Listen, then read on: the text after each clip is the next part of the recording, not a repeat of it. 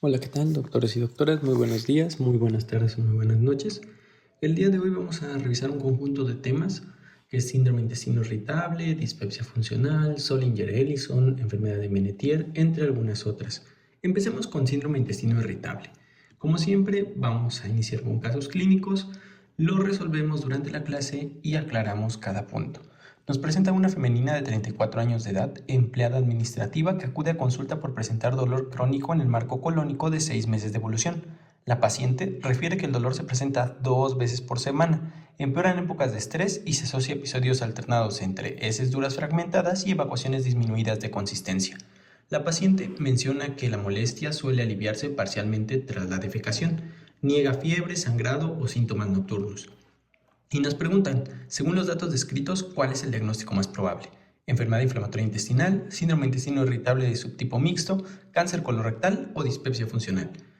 Tomen su momento para contestarlo y cuando estén listos, continuamos. La definición del síndrome de intestino irritable, según la actualización de los criterios de Roma 4, que son los más preguntados actualmente en el nacional, es que establece que el dolor abdominal suele ser de tipo recurrente y debe estar presente en promedio al menos un día a la semana en los últimos 3 meses. Epidemiológicamente hablando, tiene una prevalencia internacional del 11.2%. El problema es que hay una alteración en el eje entre el intestino y el cerebro. El perfil típico que nos van a presentar es una paciente mujer del 60 al 75% de los casos de entre 30 y 50 años, usualmente con un nivel socioeconómico bajo. Entonces, nos preguntaba el caso clínico, femenino en cierta edad, relativamente joven, empleada administrativa, que presenta 2 veces por semana dolor. Entonces tenemos un perfil típico. Como nos comentan que hay ciertos cambios en las evacuaciones, desde heces duras fragmentadas hasta evacuaciones disminuidas en consistencia, nosotros tenemos que pensar en un síndrome de intestino irritable. Acá, como hay más del 25% de las veces suele haber Bristol 1 y más del 25% de las veces suele haber Bristol 6, pues pensamos en un tipo mixto, que es justo la respuesta y la explicación que viene acá. Fisiopatológicamente hablando, existe una hipersensibilidad visceral, alteraciones de la motilidad, disfunción inmunológica y disbiosis del microambiente. En general se debe a un problema con los FODMAP, que son carbohidratos de cadena corta, oligosacáridos, disacáridos, monosacáridos y polioles fermentables. Y justo como dice su nombre, se terminan fermentando. Esta fermentación va a hacer que sea de una manera rápida por las bacterias del colon, produciendo exceso de metano y dióxido de carbono, lo cual detona en distensión y dolor abdominal. Este mismo cuadro genera una cero o nula absorción. Al no absorberse bien los nutrientes, genera una elevada carga osmótica que jala agua a la luz intestinal, causando con una alteración de la motilidad o diarrea.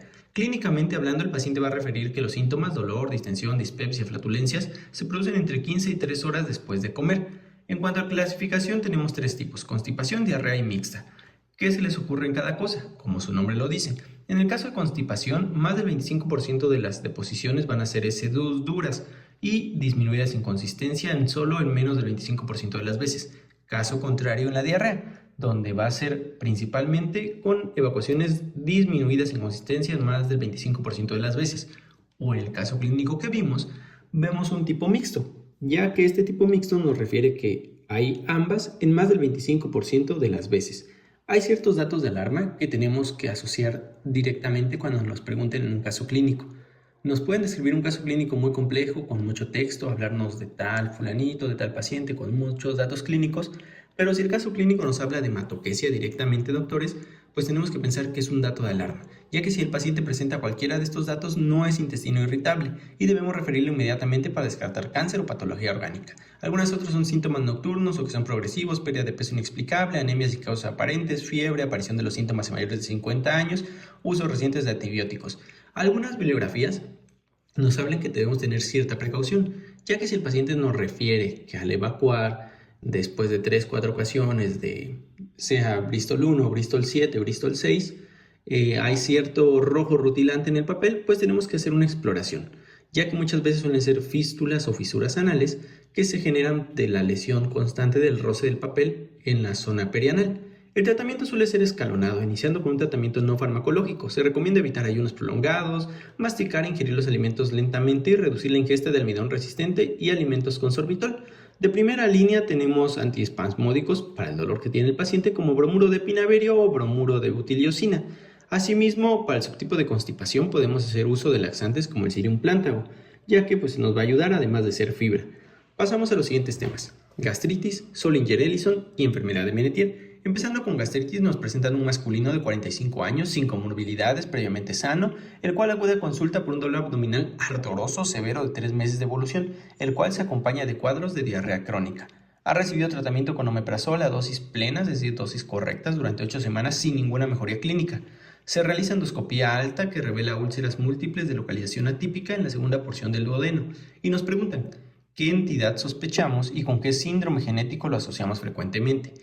A. Una úlcera de Cushing asociada a un aumento de la presión intracraneal. Gastritis tipo B por infección de Helicobacter pylori. Síndrome de Zollinger-Ellison por neoplasia endocrina múltiple tipo 1. Enfermedad de Menetier por una infección de citomegalovirus. Si nos damos cuenta, si nos saltáramos la pregunta, la mayoría de las respuestas son correctas. Es decir, por ejemplo, una gastritis tipo B, como la dice la mnemotecnia B de bicho, se asocia al Helicobacter pylori. O, por ejemplo, en una úlcera de Cushing, que es la otra parte de Curling, se asocia a la presión intracraneal, a diferencia de Curling, que sabemos que se asocia a grandes quemados. Entonces, teóricamente las respuestas están bien, todo depende del caso clínico. Vamos a empezar hablando de qué es la gastritis aguda. El diagnóstico definitivo de cualquier gastritis, sea aguda o crónica, se realiza siempre por biopsia. Es un diagnóstico histopatológico. Mientras que en la endoscopía se observan las erosiones clásicas en cuerpo y fundus, el tratamiento se basa en corregir la enfermedad que haya de base. ¿Cuáles pueden ser esas enfermedades de base? Principalmente, por ejemplo, por estrés. No necesariamente estrés de trabajo, estamos hablando de otro tipo de estrés, como la úlcera de Cushing, decíamos ya que se asocia a patología del sistema nervioso central o aumento de la presión intracraneal. Como pequeña perla se genera por una hipersecreción de ácido clorhídrico, o una de Curling, que es asociada a los grandes quemados, casi siempre por hipovolemia. Puede haber otras como tóxicos como alcohol, cocaína o algunos fármacos, sobre todo los AINES no selectivos, que son un factor alto de riesgo para la mayoría de patologías que vamos a ver. ¿Cuál sería la respuesta correcta? Pues sabemos que el paciente, al presentar dolor abdominal por úlceras múltiples y refractarias al IVP, y recuerden ya tenía 8 semanas sin ninguna mejoría con omeprazol, y que además se acompaña de diarrea, es un cuadro clínico clásico de un síndrome de Zollinger-Ellison. Y recordemos, el 25% de estos casos se asocia a MEN1, a una neoplasia endocrina múltiple de tipo 1, que es una mutación autosómica dominante. En cuanto a la gastritis crónica, vamos a ver que aquí podemos hablar histopatológicamente de dos tipos, a través de las líneas celulares. En la gastritis crónica se caracteriza histológicamente por un infiltrado inflamatorio de células mononucleares. Si además hay presencia de polimorfos nucleares, se llama gastritis crónica activa, la cual es frecuentemente asociada al Helicobacter pylori en el 70 hasta el 95% de los casos. Hay 3 estadios histológicos: el superficial, la trófica y la gástrica. Acá les tengo una pequeña tablita, que es como la tabla que resuelve la mayoría de casos clínicos de gastritis crónica, que la divide en tipo A de autoinmune y tipo B de bicho. Iniciemos con la tipo B. La tipo B es la más común. Y si se asocia a un bicho, ¿a qué bicho será? Pues al Helicobacter pylori. ¿Cuál será el tratamiento? Pues erradicar el Helicobacter pylori. Decíamos ya que el tratamiento de las gastritis va a ser tratar la patología de base. Entonces va a ser tratamiento erradicador contra el Helicobacter pylori. Hay riesgo de adenocarcinoma gástrico. Y como dato, el 100% de los mayores de 70 años tiene algún grado de este tipo de gastritis. Fisiopatológicamente hablando, cursa con hipocloridia y niveles de gastrina normales. Acá no tiene mucho caso la localización. La localización yo les recomiendo más que se la aprendan de la tipo A, que es la autoinmune. Predomina en cuerpo y en fundus. Esa es una forma más rara, común en el norte de Europa y en mujeres. A veces es autosómica dominante. Esta sí tiene una fisiopatología un poquito más extensa. Va a haber cierta destrucción de células parietales. Al destruir nosotros estas células parietales, hacemos que disminuya el factor intrínseco. Y si disminuye el factor intrínseco, no hay una correcta absorción de los nutrientes, entre ellos cierta vitamina y sus folatos, lo cual nos da una anemia perniciosa e hipergastrinemia. Como tal, no podemos tratar esta destrucción de las células parietales, pero sí podemos corregir esta falta de nutrientes. Entonces el tratamiento va a ser una administración de B12 de por vida. Y tenemos otro caso clínico, una femenina de 65 años, la cual acude a su consulta en su centro de salud por astenia, dinamia y parestesias de varios meses de evolución.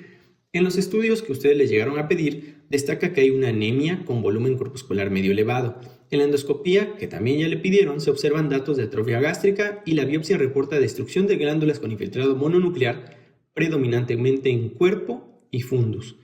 Nos preguntan cuál es el mecanismo fisiopatológico que explica la anemia de esta paciente. Si nosotros nos regresamos a nuestra tablita, tenemos que asociar.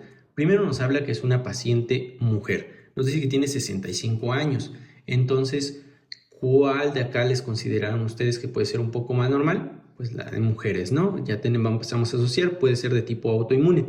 Decíamos, nos hacía la pregunta, ¿cuál es la fisiopatología? Recuerden, hay una destrucción de las células parietales que disminuyen el factor intrínseco y nos terminan dando una anemia perniciosa e hipergastrinemia, por lo cual podemos llegar a decir que la respuesta correcta es la C. La localización en el cuerpo de fundus corresponde a una gastritis tipo A, de tipo autoinmune, que nos decía la endoscopía. Y la destrucción de las células parietales genera una disminución del factor intrínseco, lo que detona una anemia perniciosa, macrocítica e hipergastrinemia reactiva.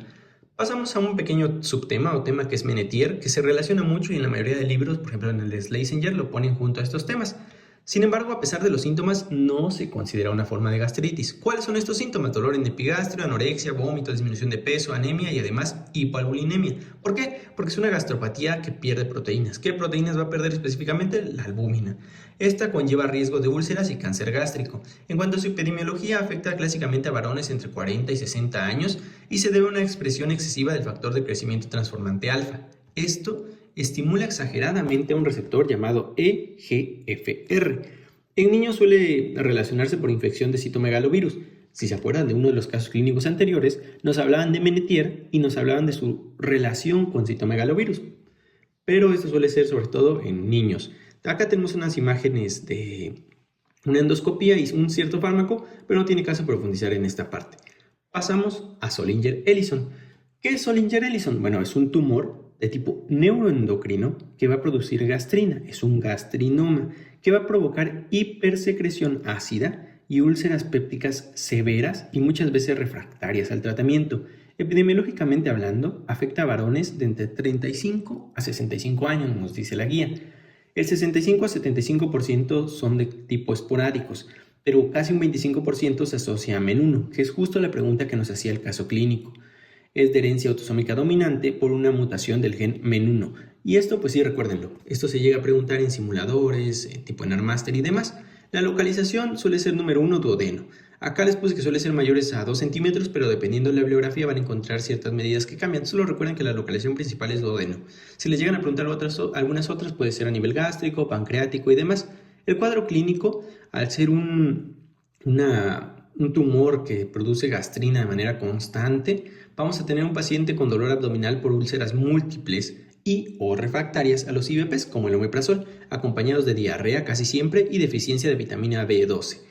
Por último, cerramos a un diagnóstico que es de mucha relevancia clínica y para ustedes médicos de información para cuando lleguen a su servicio social, ya que van a encontrar pacientes en su consultorio vistos por algunos otros médicos con diagnósticos erróneos, no porque estén mal diagnosticados del todo, sino porque los cuadros clínicos se parecen. Y aprender a diferenciar una palabra o un dato pivote de otro nos puede hacer la diferencia entre un síndrome de intestino irritable, una enfermedad por reflujo gastroesofágico o una dispepsia funcional, ya que son patologías completamente diferentes. La dispepsia funcional, y justo lo que les decía, el simulador te va a exigir que diferencies bien el problema si es funcional o orgánico, ya que son cosas diferentes. Por ejemplo, en un síndrome de intestino irritable decíamos que es un detalle, un problema entre el eje intestino-cerebro, es un problema funcional más que orgánico. La dispepsia se define como el dolor o malestar localizado a nivel de epigastrio, acompañado de eructos, saciedad temprana, distensión y plenitud postprandial. Si se dan cuenta, se parece mucho a una enfermedad de reflujo gastroesofágico, a un síndrome de intestino irritable. Sin embargo, el diagnóstico, el término dispepsia funcional se define como dolor o malestar en la parte central y mitad superior, en el epigastrio, del abdomen que se presenta, 7 días de los últimos 28 días, es decir, el 25% de las últimas 4 semanas. No tiene relación con la ingesta, causa orgánica ni alteración metabólica. Y acá está el primer dato a diferenciar, ¿no? Nos comentaban el síndrome de intestino irritable, para empezar los días, y la relación con la ingesta, que aparecía de 15 minutos hasta 3 horas después de los alimentos y que mejoraba parcialmente con la defecación. La no dispepsia. Si el paciente presenta dolor en otras regiones, dolor irradiado, pirosis, regurgitación o trastornos del hábito intestinal, debemos hacer diagnóstico diferencial con enfermedad de reflujo gastroesofágico o intestino irritable, ya que no son parte de la dispepsia, son una patología por aparte. Los factores de riesgo para esta enfermedad son pacientes mayores, con el uso de AINES y tabaquismo, consumo de alcohol, café, dietas ricas en grasa, estrés, ansiedad, depresión y neurosis. Vamos a cerrar con un caso clínico. Un masculino de 55 años acude por presentar dolor mal localizado en la parte central y superior del abdomen de 2 meses de evolución. el cual va a cursar con saciedad temprana y plenitud postprandial. Aquí podemos pensar en tanto enfermedad de reflujo gastroesofágico, síndrome de intestino irritable o en este caso dispepsia funcional, pero vamos a ir buscando estos datos clínicos que nos dan la diferencia entre un punto acertado y un punto fallado. Para empezar, masculino y la edad, ¿no? Podemos incluso pasarlo. Pero nos habla del dolor mal localizado en parte central y superior del abdomen. No nos habla ni de pirosis ni regurgitación, entonces quitamos erge, ¿no? En el último mes ha notado dificultad y dolor para pasar los alimentos. Ojo, entonces tampoco es un síndrome de intestino irritable. Esto acá nos está hablando ya que puede haber algo orgánico. Además de una pérdida de peso de 5 kilogramos de forma no intencionada. Ustedes relacionen, y desde la formación médica, si alguien está perdiendo peso de forma no intencionada, que no está haciendo dieta o ejercicio excesivo, algo está comiéndose el cuerpo por dentro. ¿Cuál es el paso a seguir en el abordaje de este paciente? Iniciamos tratamiento con procinéticos y omeprazol de 4 a 12 semanas. Pudiera ser, ¿no? Iniciar terapia triple erradicadora de Helicobacter pylori si pensáramos en un Helicobacter pylori. Sin embargo, pues acá nos están hablando que hay problemas para tragar, lo que puede ser indirectamente la causa de la pérdida de peso, pero es mucho, 5 kilogramos. Indicar laxantes tipo Psyllium plantago, pero pues acá nunca nos habla de que el paciente esté teniendo un problema de estreñimiento crónico o referir directo a segundo nivel para endoscopía. ¿Ustedes qué creen? Los datos de alarma para saltarnos el tratamiento escalonado, por decirlo de alguna manera, de la dispepsia funcional, van a ser pacientes mayores de 50 años, como el del caso clínico, una historia de lo familiar de cáncer gástrico o tumoraciones. ¿Cómo vamos a identificar nosotros una tumoración? Con dolor o dificultad para pasar alimentos. Aquí nos saltamos el tratamiento y nos vamos directamente con una referencia a segundo nivel. Por eso la respuesta correcta es la D. El inicio de los síntomas en un paciente mayor de 50 años, este señor tiene 55, acompañado de disfagia, muy probablemente una tumoración, y disminución del peso inexplicable confirma los datos de alarma principales. Ante la presencia de cualquiera de ellos, nos brincamos el tratamiento empírico y lo mandamos a segundo nivel. Y mucho ojo, por el tema en el que estamos viendo, siempre traten de relacionar sus pacientes. Hay otros trastornos, como los trastornos de la motilidad esofágica, donde puede haber disfagia y también pérdida de peso por lo mismo de mala absorción, el paciente no está comiendo bien, pero vamos a ver que son cuadros clínicos diferentes, muy diferentes uno al otro. Teníamos ya los datos de alarma y el tratamiento va a ser escalonado. El primer paso va a ser administrar procinéticos, nos comenta la GPC, como la ranitidina o el omeprazol. Sin embargo, pues la mayoría de médicos actualmente sabemos que la ranitidina ya ni siquiera se distribuye, entonces nos quedamos con el omeprazol, de 4 a 12 o de 4 a 8 semanas según la evaluación, dependiendo de la respuesta. Si no hay mejoría en las 8 semanas, mandamos a segundo nivel para valoración y endoscopía. El siguiente paso, o el segundo paso, va a ser si no hay nada en la endoscopía, lo vemos aparentemente normal, ni tampoco hay datos de ERGE, iniciamos tratamiento erradicador de Helicobacter pylori con terapia triple. Si hay recurrencia, a las 4 semanas tras la erradicación, verificamos el apego al tratamiento, ya que muchas veces, como les ha de haber pasado a alguno de ustedes, mandan su receta, dan las indicaciones y regresa el paciente descontrolado, ¿no? Porque siempre diabéticos hipertensos. Le preguntan, ¿qué pasó, don Joaquín? Ya te dice el señor Joaquín, no, es que no le entendía su explicación, no le entendía su letra, y pues no toman el medicamento o lo abandonan. Entonces hay que verificar el apego adecuado a su tratamiento y escalar el tratamiento a una terapia cuádruple. Situaciones especiales en el paso 1, en este primero. Si el paciente toma por alguna situación de manera crónica AINES y no puede suspenderlos, indicar omeprazol o cambiar a paracetamol o celecoxib, un COX-2, ya que estos tienen una menor respuesta del paciente en cuanto a estos datos que genera el cuadro. Si hay trastorno emocional, lo enviamos directamente a psicología. Y pues eso sería todo por la clase del día de hoy, doctores. Espero les haya gustado, hayan aprendido. Cualquier duda, cualquier pregunta, acá lo pueden dejar en la caja de los comentarios o enviarnos un mensaje directo a cualquiera de nuestras redes sociales. Esperemos hayan aprendido mucho y un abrazo.